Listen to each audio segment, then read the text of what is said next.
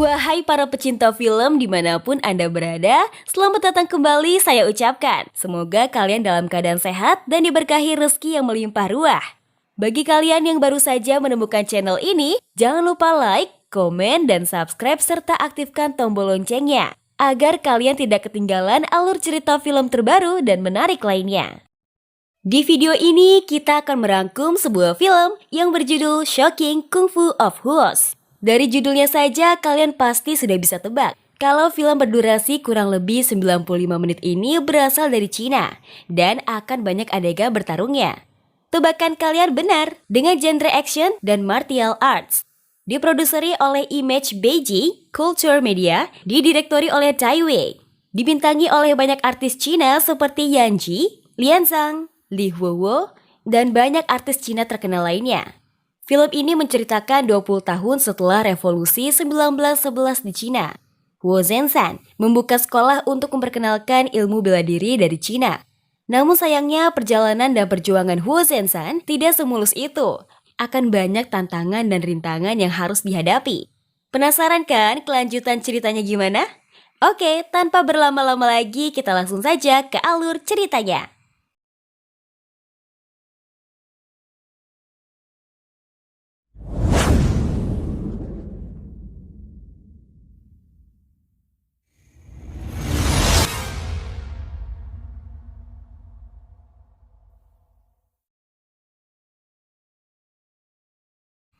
Di awal film memperlihatkan dua orang pria sedang melarikan diri dari kejaran segerombolan orang berpakaian hitam sambil membawa kampak. Dua pria itu adalah Chuan dan kakaknya yang nampak sudah terengah-engah dan lelah karena telah membakar sarang opium agar tidak ada lagi masyarakat yang menderita. Chuan dan kakaknya berpendapat bahwa mereka belajar ilmu bela diri demi membantu banyak orang, bukan untuk menghajar orang. Memang patriotis sekali kedua kakak beradik ini hingga rela mati demi keadilan. Di tengah pelarian mereka dihadang oleh para pengejar dan terjadilah perkelahian bela diri dari kedua kakak beradik ini melawan banyak orang.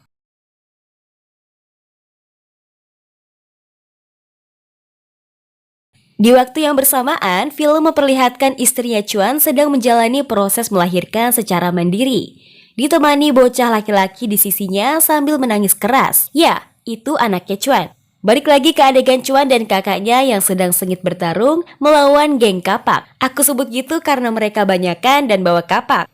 Pertarungan itu jelas berat sebelah, sampai di adegan mereka mencoba melarikan diri dengan melompati gerbang yang masih digembok. Namun setelah sang kakak melompat lebih dulu, sang adik memilih mengorbankan dirinya untuk menahan para pengejar agar sang kakak bisa selamat. Sambil menahan bacokan demi bacokan dari kampak para pengejar, Chuan menitipkan istri dan anaknya kepada kakaknya, lalu menyuruhnya pergi. Chuan pun meninggal dan sang kakak berhasil lolos. Chuan dibiarkan meninggal tergeletak di tanah, ditinggalkan bos geng kapak dan pengikutnya. Film kembali memperlihatkan perjuangan istri Chuan yang akhirnya berhasil melahirkan sang buah hati. Namun tragisnya, istri Chuan meninggal setelah proses melahirkan. Sang anak yang berdiri di sebelahnya mendekat lalu menangis lebih keras. Tapi derita keluarga ini belum berakhir di situ. Merasakan kehadiran orang lain di luar rumah, bocah lelaki yang tadi menangis memanggil ibunya langsung bersembunyi di bawah tempat tidur. Benar saja, muncul seorang pria berpakaian serba hitam masuk dengan menobrak pintu, lalu mengambil bayi yang baru saja lahir. Film berlanjut memperlihatkan dua orang sedang bertarung di arena judi. Pertarungan dimenangkan petarung berpakaian putih, lalu pria yang satunya mati. Setelah itu, film memperlihatkan adegan di mana orang kulit putih bernama James ikut menonton di arena, lalu berbincang dengan pemilik tempat tersebut. Mereka banyak mengolok-ngolok pertarungan kungfu Cina, seperti pertarungan monyet. James lanjut bertransaksi dan menawarkan kamera pada sang pemilik yang bernama Wei, agar dapat merekam dan menyebarkan pertarungan lebih luas lagi, demi meraup keuntungan yang lebih lagi tentunya. Ia mengaku bahwa dia telah membeli arena gelap milik Wei sehingga Wei tidak dapat mengelak atau menolak apapun keputusannya.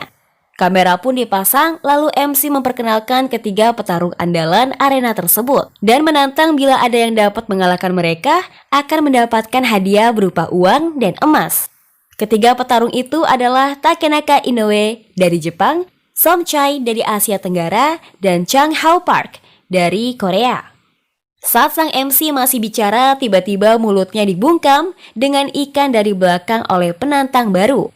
Penantang baru itu melempar tongkat lalu rebahan pada ujung tombak yang menancap di tengah arena. Pertarungan pun berlangsung mulus, dimenangkan sang penantang. Namun ia gugur oleh James di akhir pertarungan. Setelah itu berita semakin tersebar luas. Kini sudah 15 petarung Cina dengan gaya bertarung yang berbeda-beda kalah dalam arena. Kungfu Cina semakin dihinakan khususnya oleh orang barat. Film beralih ke sebuah sekolah perguruan bela diri, memperlihatkan murid-murid yang sedang berlatih gerakan. Namun muncul seorang wanita melompati pagar tembok, memasuki perguruan tersebut dengan pakaian serba hitam dan wajahnya ditutupi seperti ninja. Pertarungan sengit pun berlangsung tak lama. Huang Jingpeng, murid terbaik di perguruan itu, menyadari siapa penyusup itu. Mendekat dan membuka topengnya. Wanita itu adalah Xiao Yu, anak dari Huo, pemilik perguruan bela diri Huo. Selepas itu muncullah Huo yang merupakan ayah dari Xiao Yu. Berjalan menghampiri namun langkahnya terhenti karena merasa pusing dan hampir tumbang. Dengan sigap ia ditopang, lalu menghirup botol berisi obat. Lalu muncullah Wei memasuki perguruan ditemani dua pengawalnya, melempar surat tantangan pada perguruan tersebut. Namun sang pemilik menolak untuk ambil hadir dan bertarung di arena yang licik dan kotor. Ia lebih memilih bertarung di arena terbuka. Wei dan kedua anak buahnya mencoba mengkonfrontasi dan memanas-manasi agar mereka mau ikut bertarung dan menerima tantangannya. Murid-murid perguruan itu sudah panas. Beruntung pemilik berhasil mengendalikan suasana dan tetap menolak tantangan tersebut, lalu mengusir Wei. Si bodoh bernama Stone menjadi saksi atas semua kejadian tersebut. Film berlanjut memperlihatkan Huang sedang membujuk guru Huo agar ikut menerima dan ikut kompetisi yang ditawarkan oleh Wei. Namun Huo tetap menolak karena tahu rencana sebenarnya di balik tantangan tersebut. Lalu meminta Huang agar pergi ke ruangan meditasi untuk introspeksi diri. Dengan kecewa, Huang pergi dan menuruti ucapan gurunya. Saat keluar ruangan, Huang berpapasan dengan Stone yang sedang menyapu tanpa bicara sepatah kata pun. Huang lanjut berjalan menuju ruang meditasi. Sedang asik menyapu, Stone dikagetkan oleh tepukan Xiao Yu dari belakang. Xiao Yu pun menarik Stone untuk pergi menemaninya jalan-jalan dan berbelanja ke kota. Sedang asik jalan-jalan di kota, Xiao Yu ditabrak oleh seorang pemuda yang ternyata tukang copet. Stone sadar kalau pemuda tersebut tukang copet, namun sedang ribet membawa barang-barang belanjaan si Xiao Yu. Xiao Yu itu pun mengejar si copet demi merebut dompetnya. Sampai di gang, ternyata copet tadi tidak sendirian. Xiao Yu dikepung oleh komplotan copet, terjadilah pertarungan singkat di sana. Sayangnya, walau Xiao Yu tersebut berhasil merebut dompet dan melawan balik dengan bisa bela diri, ia tertusuk pisau yang dilempar salah satu seorang komplotan copet. Beruntungnya, terdengar suara peluit polisi mendekat, padahal itu Stone yang datang untuk menolong Xiao Yu sambil meniup peluit. Mereka pun kembali pulang ke perguruan. Film menampilkan suasana malam di perguruan. Huo merasakan sakit pada dadanya, seperti sesak, lalu mengeluarkan obat hirup dari sebuah kotak obat. Saat dihirup, ia merasa ada yang berbeda dari obat tersebut. Aroma obat terasa lebih wangi, namun ia tetap menghirupnya lagi. Di malam itu, Stone melihat seorang dengan pakaian jubah bertudung serba putih pergi meninggalkan perguruan. Lalu Stone mengikutinya. Saat MC menantang sambil mengolok-ngolok para master bela diri kungfu, tiba-tiba muncul seorang bertudung putih melompat salto memasuki arena. Pria tersebut membuka penutup kepalanya dan terlihat ia memakai riasan wajah berwarna biru bercorak putih. Yang sebenarnya itu adalah Huo, menantang ketiga jagoan untuk bertarung. Di awal pertarungan, Huo berhasil mengalahkan ketiganya dengan sangat mudah secara berurutan. Lalu ia menantang agar ketiga jagoan arena menyerang secara bersamaan.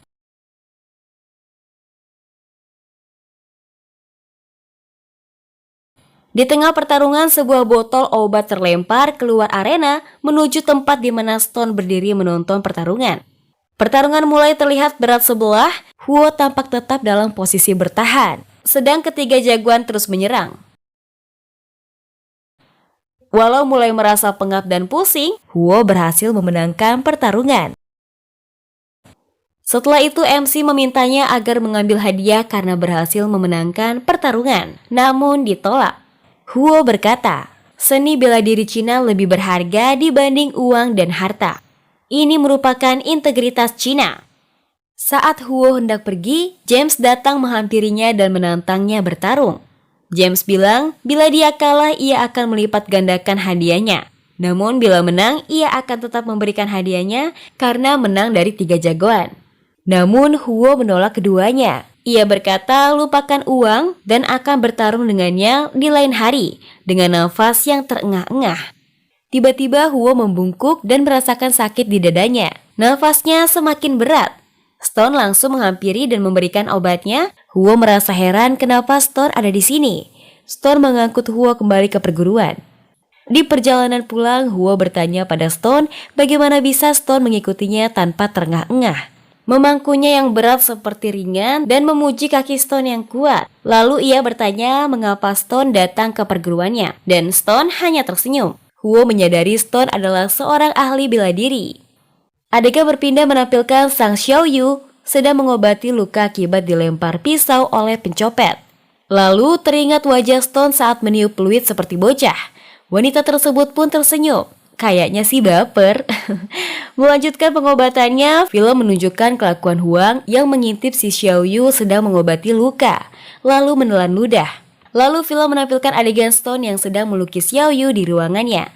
Film berlanjut menampilkan adegan Stone sedang dihajar oleh banyak murid perguruan, dan ada Huang juga di sana. Ia merendahkan Stone dan menghajarnya. Terlihat gambar yang Stone buat tertempel di dinding perguruan. Huang berkata kalau Stone tidak setara dengannya atau Xiaoyu dan beranggapan bahwa dia sudah lupa diri. Di tengah keributan, Xiaoyu datang menolong Stone dan mengajaknya pergi. Namun Stone melepaskan gambar yang tertempel terlebih dahulu.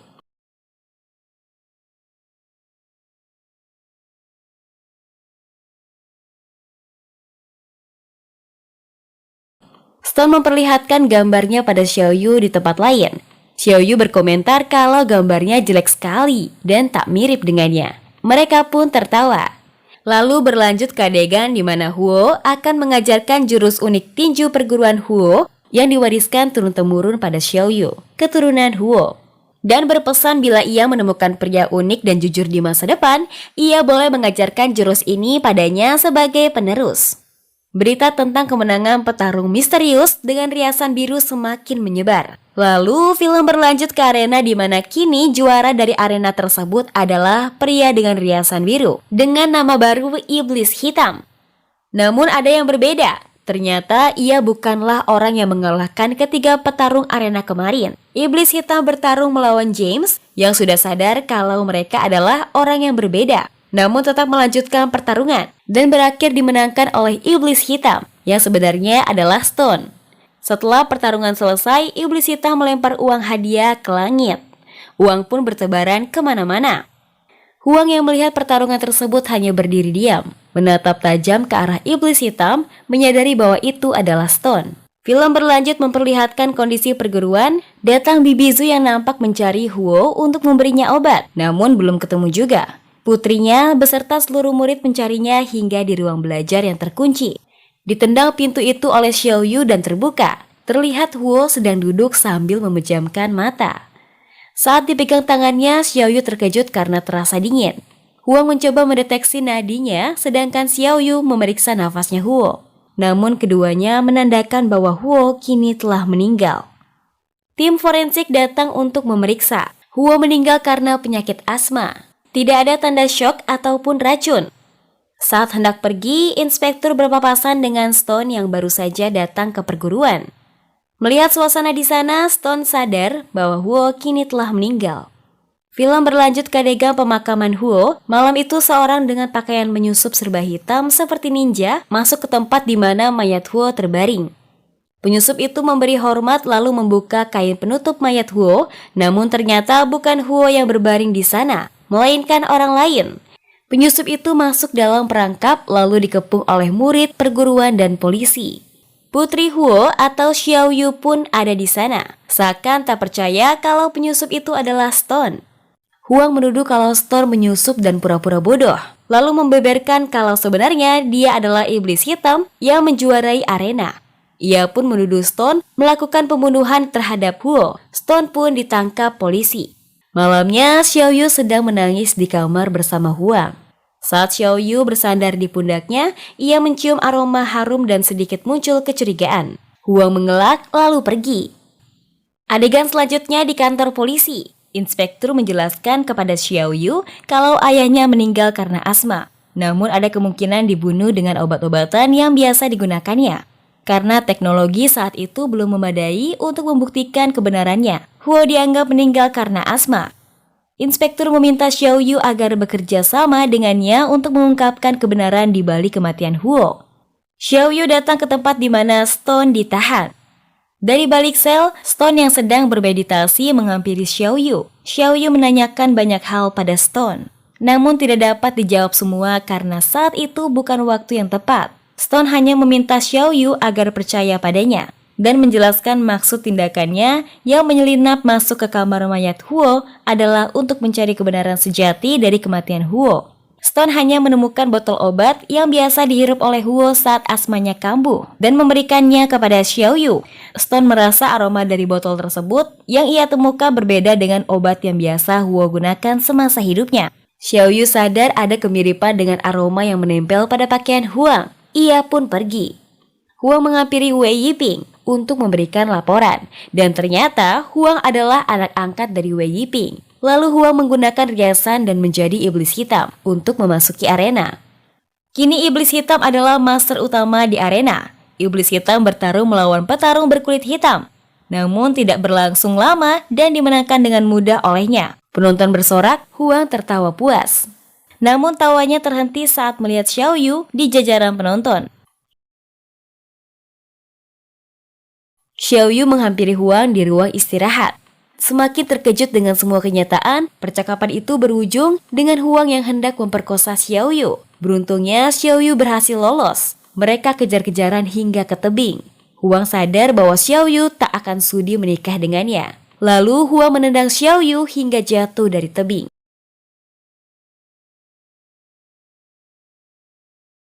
Film berlanjut ke adegan Xiaoyu sedang dirawat oleh Stone di dalam sebuah gua. Saat Xiaoyu sadar, Stone menjelaskan kenapa ia bisa menemukannya dalam kondisi yang parah.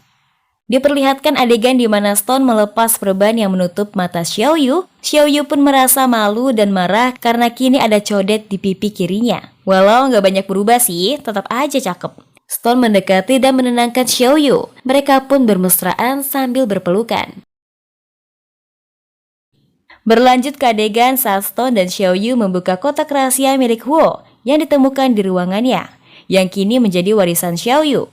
Di dalamnya terdapat surat dari Chuan dan foto Chuan dengan istrinya.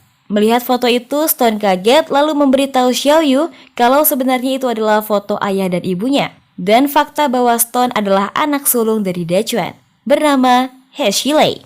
Jadi Stone adalah He Xilei. He Xilei dan Xiaoyu memutuskan kembali ke perguruan demi membersihkan nama baik Huo. Semua murid terkejut melihat wajah Xiaoyu dengan codet barunya. Huang Jipeng dan istri barunya kini menguasai perguruan dengan mengatakan bahwa Xiaoyu yang bersama He Xilei adalah peniru dari istrinya Huo Xiaoyu yang asli. Pria tidak tahu diri itu memerintahkan sebuah murid agar menangkap He Xilei dan Xiaoyu, lalu menyerahkannya kepada polisi.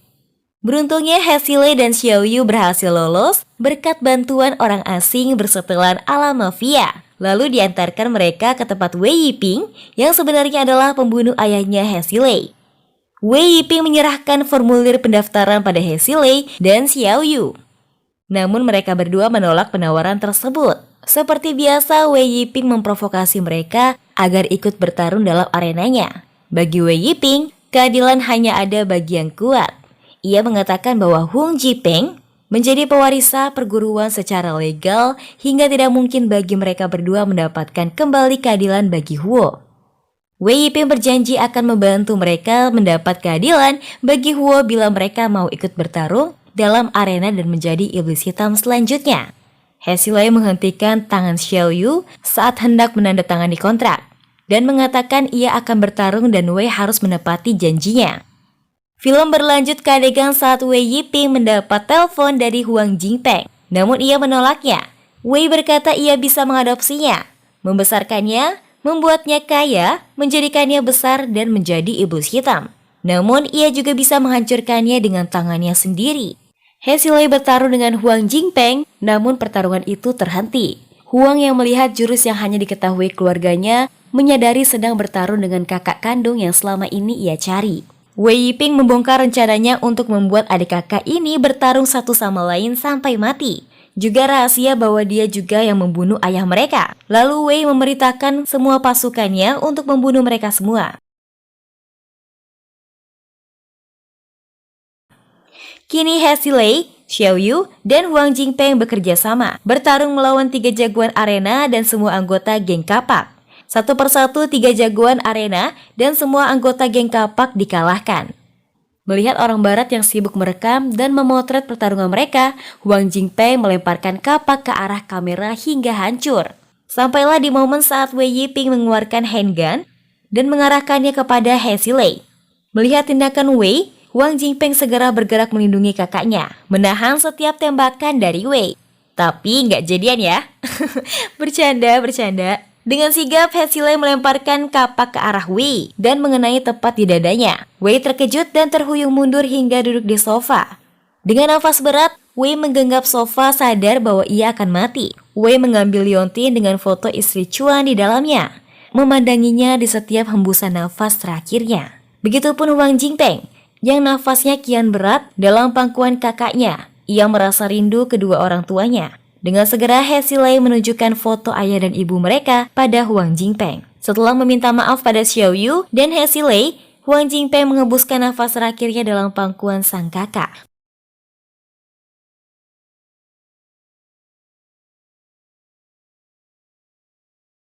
Gimana guys? Keren kan filmnya? Jika kalian suka dengan video ini, jangan lupa untuk like, komen, subscribe, dan nyalakan loncengnya ya. See you on the next video.